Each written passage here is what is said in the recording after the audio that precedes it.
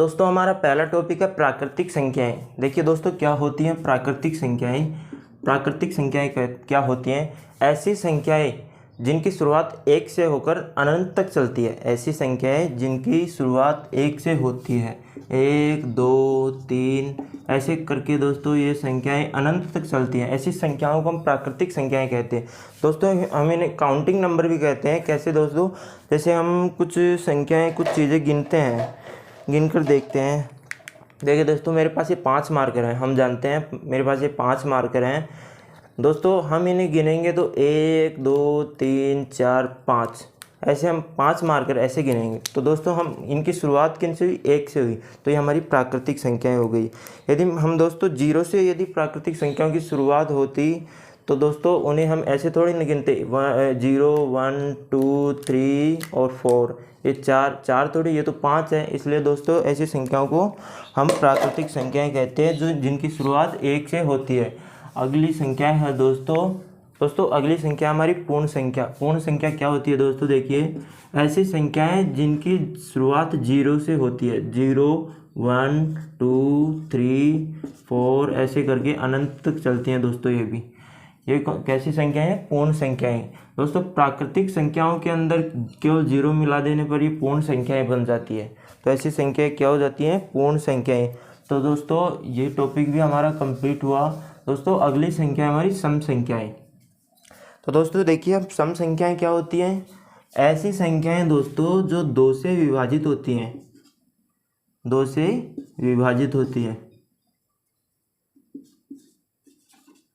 ऐसी संख्याएं जो 2 से विभाजित होती हैं। तो 2 से कौन कौन सी संख्याएं विभाजित होती हैं? उदाहरण जैसे 2 खुद और 4 6 8 10, मतलब जिनमें 2 का भाग पूरा चला जाता है। जैसे 2 में 2 का भाग देंगे 1 आएगा, 4 में 2 का भाग देंगे 2 आएगा। तो इनमें मतलब मान दशमलव में ना आता हो, इनका मान दशमलव में नहीं आता दोस्तों। सम संख्याओं में 2 का भाग जब हम देते हैं तो मान दशमलव में नहीं आता है। तो ऐसी संख्याओं को हम सम संख्याएं कहेंगे। अगली संख्या है दोस्तों हमारी विषम संख्याएं। कौन सी? विषम संख्याएं। देखिए दोस्तों विषम संख्याएं क्या होती है? ऐसी संख्याएं जो 2 से विभाजित नहीं होती। ऐसी संख्याएं जो 2 से विभाजित नहीं होती, तो उन संख्याओं को हम क्या कहेंगे? विषम संख्याएं। इनके उदाहरण लेके देखें तो 3 हुआ, 1 हुआ, 3 हुआ, 5 हुआ, 7 हुआ, 9 हुआ, 11 हुआ। तो दोस्तों ऐसी संख्याएं जो हैं उन्हें हम विषम संख्याएं कहेंगे। क्यों? क्योंकि इन संख्याओं में यदि हम 2 का भाग देते हैं तो मान दशमलव में हमारे पास आता है। तो 1 में 2 का भाग देंगे तो 0.5, 3 में 2 का भाग देंगे तो 1.5, 5 में 2 का भाग देंगे तो 2.5। ऐसी संख्याओं को हम विषम संख्याएं कहते हैं। आगे होगी दोस्तों समझ में आपको विषम संख्याएं। दोस्तों अगली संख्या है हमारी भाज्य संख्याएं। कौन सी है दोस्तों? अगली संख्या हमारी भाज्य संख्याएं। अब भाज्य संख्याएं क्या होती है? देखिए दोस्तों ऐसी संख्याएं जिनका गुणनखंड 1 और स्वयं के अलावा तीसरा भी होता है। ऐसी संख्याएं जिनमें 1 और स्वयं के अलावा अन्य संख्याओं का भी भाग जाता है। मतलब ऐसी संख्याएं जिनके 2 से अधिक गुणनखंड होते हैं। ऐसी संख्याएं जिनमें एक स्वयं के अलावा अन्य संख्याओं का भी भाग जाता है। ऐसी संख्याओं को क्या कहते हैं? भाज्य संख्याएं। तो वो कौन कौन सी हैं? जैसे 4 हुई, 6 हुई और 7 नहीं है 8 हुई, 9 हुई, 10 हुई। देखिए उदाहरण देखिए 4 जैसे हैं, 4 का यदि हम गुणनखंड करेंगे तो इसके अंदर पहले 2 का भाग जाएगा, फिर 2 का जाएगा और फिर 1 का जाएगा। तो इनके कितने गुणनखंड हुए? 1 2 और 3। कितने गुणनखंड हुए? 3। इसलिए ये क्या हुई? भाज्य संख्या।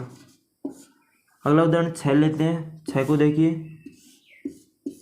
6 में 2 का भाग जाता है, 3 बचता है, 3 का इसमें जाता है, 1 बचता है, इधर 1 का भी चला जाता है, 1 बचता है, इसलिए इसके भी कितने गुणनखंड हुए? 3। तो जिन संख्याओं के 2 से अधिक गुणनखंड होते हैं उन संख्याओं को हम भाज्य संख्याएं कहते हैं। तो दोस्तों इससे अगला टॉपिक हमारा है अभाज्य संख्याएं। अभाज्य संख्याएं क्या होती हैं? तो दोस्तों देखिए, ऐसी संख्याएं जिनमें एक और स्वयं के अलावा किसी का भी भाग नहीं जाता, अन्य संख्या का भाग नहीं जाता है, एक और स्वयं के अलावा अन्य संख्या का भाग नहीं जाता है, उन संख्याओं को अभाज्य संख्याएं कहते हैं। ऐसी संख्याएं जिनमें एक और स्वयं के अलावा अन्य संख्याओं का भाग नहीं जाता है, अर्थात जिनके गुणनखंड केवल 2 होते हैं, ना 2 से कम ना 2 से ज़्यादा। तो ऐसी संख्याएं जिनमें केवल एक एवं स्वयं का भाग जाता है तथा जिनका भाज्य गुणनखंड 2 से अधिक नहीं होता है, ना ही 2 से कम होता है, केवल 2 गुणनखंड होते हैं। कौन कौन से? एक तो एक और एक स्वयं। जैसे दोस्तों उदाहरण लेके देखते हैं, संख्या 2 हुई, 3 हुई, 5 हुई, 7 हुई। तो इनमें 2 को लेके देखते हैं। 2 का भाग, 2 में केवल एक, या तो 1 का भाग जाएगा या फिर 2 का खुद का जाएगा। तो ऐसी संख्याएं क्या हुई हमारे पास? ऐसी संख्या अभाज्य संख्या हुई। कौन सी? अभाज्य संख्याएं। अगला उदाहरण है 3 में या तो 1 का भाग जाएगा या 3 में केवल 3 का भाग जाएगा, स्वयं का जाएगा। इसके अलावा तीसरी संख्या का भाग नहीं जाता है लेकिन मान दशमलव में आता है, पूरा नहीं जाता। तो ऐसी संख्याओं को हम अभाज्य संख्याएं कहते हैं। दोस्तों अभाज्य संख्याओं के और भी उदाहरण है, जैसे 2, 3, 5, 7, 11, 13, 17, 19, 23, 29 और 31, 37, 41। ऐसे दोस्तों बहुत सी संख्याएं हैं। आप कहेंगे कि एक कैसी संख्या है? दोस्तों एक संख्या ना तो अभाज्य है, अभाज्य भी नहीं है, अभाज्य भी नहीं और भाज्य संख्या भी नहीं है, भाज्य भी नहीं है। क्यों नहीं है? अब देखिए, एक में 2 का भाग देंगे तो 0.5 आएगा, यानी कि मान दशमलव में। तो एक तो बिल्कुल नहीं हो सकती, क्योंकि इसके गुणनखंड 2 से अधिक क्या 2 से कम, 2 से भी कम है। कैसे? एक का भाज्य गुणनखंड करेंगे तो 1 आएगा, इसका अभाज्य गुणनखंड केवल 1 ही होता है। इसलिए यह संख्या कैसी है? भाज्य तो नहीं है। अभाज्य कैसे नहीं है? अभाज्य संख्याओं की शर्त क्या है? अभाज्य संख्याओं की शर्त है इनके गुणनखंड केवल 2 होने चाहिए, या तो 1 या फिर स्वयं। तो इसके अंदर 1 है, इसके अंदर इसका गुणनखंड केवल 1 होता है, इसलिए ये संख्या अभाज्य भी नहीं है। इसलिए भाज्य भी नहीं है और अभाज्य भी नहीं है। दोस्तों अगला टॉपिक हमारा धनात्मक संख्याएं। धनात्मक संख्याएं क्या होती हैं? देखिए दोस्तों, 0 से बड़ी सभी संख्याओं को धनात्मक संख्याएं कहते हैं। 0 से बड़ी सभी संख्याओं को धनात्मक संख्याएं कहते हैं। ये सभी क्या होगी? धनात्मक संख्याएं। तो आप समझ गए होंगे धनात्मक संख्याएं क्या है। अब देखिए दोस्तों, अगला टॉपिक है ऋणात्मक संख्याएं। ऋणात्मक संख्याएं क्या होती हैं? तो 0 से छोटी सभी संख्याएं ऋणात्मक संख्याएं हो गई। 0 से छोटी सभी संख्याएं ऋणात्मक संख्याएं हो गई। ये भी माइनस अनंत तक चलती है, माइनस अनंत तक। वो प्लस अनंत तक चलती है, ये माइनस अनंत तक चलती है। तो ये संख्याएं हो गई हमारी ऋणात्मक संख्याएं।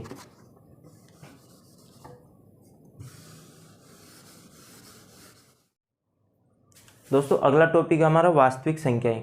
वास्तविक संख्याएं क्या होती हैं? देखिए दोस्तों, वास्तविक संख्याएं क्या होती हैं? दोस्तों ऐसी संख्याएं जिनका वर्ग करने पर मान प्लस में आता हो।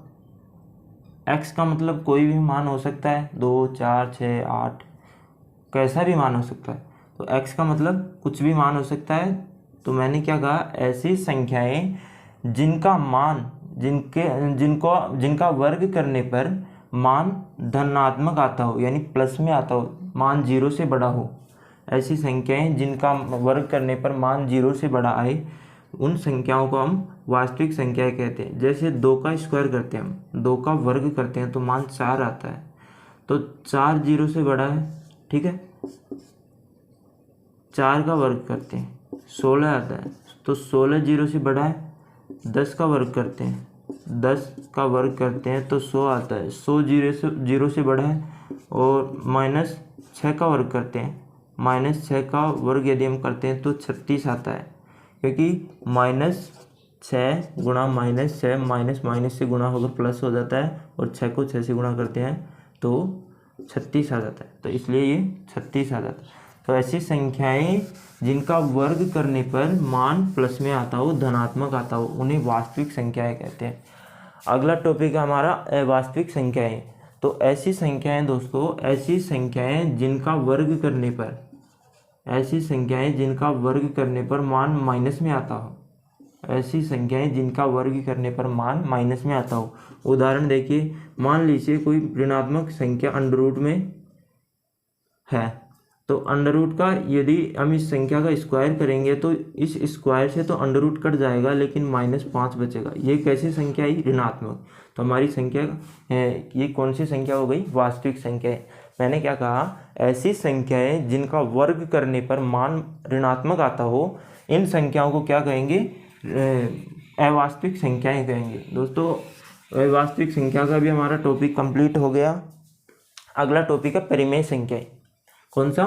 परिमेय संख्या। तो दोस्तों, परिमेय संख्या क्या होती है? ऐसी संख्याएं जिन्हें हम P/Q के रूप में लिख सके, और Q का मान कितना होना चाहिए? 0 नहीं होना चाहिए। ऐसी संख्याएं जिन्हें हम P/Q के रूप में लिख सकें और Q का मान 0 नहीं होना चाहिए, ऐसी संख्याओं को हम परिमेय संख्याएं कहते हैं। 2, 4, 6, 8, 9, ये सब क्या है? परिमेय संख्याएं। दोस्तों, Q का मान 0 क्यों नहीं होना चाहिए? क्योंकि Q का मान यदि हम 0 कर देंगे, जैसे 2/0, तो इसका मान तो अनंत हो जाएगा, अनंत हो जाएगा, ठीक है। तो 0 का भाग यदि किसी संख्या में देते हैं तो उसका मान अनंत आता है। तो दोस्तों, ऐसी संख्याएं जिन्हें हम P/Q के रूप में, यानी बटे के रूप में लिख सकें, ऐसी संख्याओं को परिमेय संख्याएं कहते हैं। अगला टॉपिक है हमारा अपरिमेय संख्याएं। अपरिमेय संख्याएं क्या होती है? ऐसी संख्याएं जिन्हें P/Q के रूप में नहीं लिख सके, ऐसी संख्याएं जिन्हें P/Q के रूप में नहीं लिख सके, उन्हें हम अपरिमेय संख्याएं कहते हैं। अपरिमेय संख्याएं हमारी हो गई। देखिए, उदाहरण देखिए, जैसे √2, √5, ऐसी संख्या क्या? पाई का मान कितना होता है? 22/7। पाई भी एक क्या है? अपरिमेय संख्या।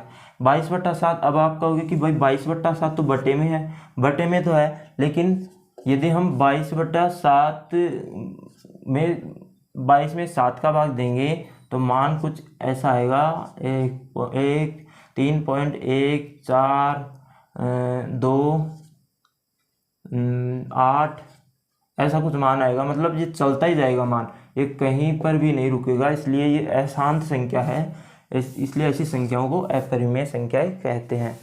तो दोस्तों, हमारा अपरिमेय संख्याएं भी कंप्लीट हो गई।